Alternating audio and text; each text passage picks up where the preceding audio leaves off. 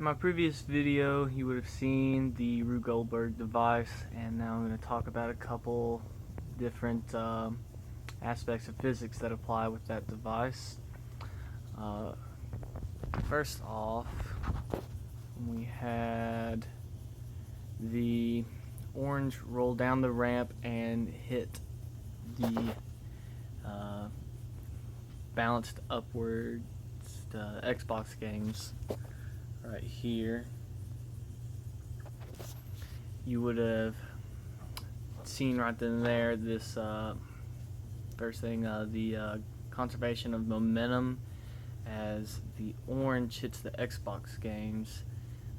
The momentum is transfers from the orange to the Xbox games, losing none of the momentum, pushing the orange back a little bit eventually as it makes its way through the Xbox games and they get pushed forward. Next we have the conservation of energy. Here we had where I had two Xbox games tied together and by string and tape. One was positioned on top of a table behind a softball, and here when the bottom one had the potential to fall over as it was balancing up, and as it was tied to the other Xbox games behind the softball, it also had the potential energy to fall over, but not as much as the bottom one because it was positioned behind a softball.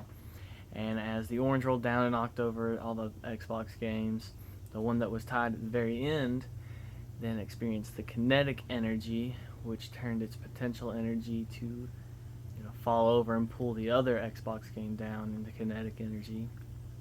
And that allowed for the top to fall down and push the softball down.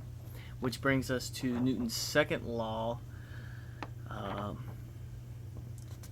It's Newton's second law of force and kinematics, where we have a water bottle and a softball tied together. And here we have the force behind my little lift here that is tied to the ceiling.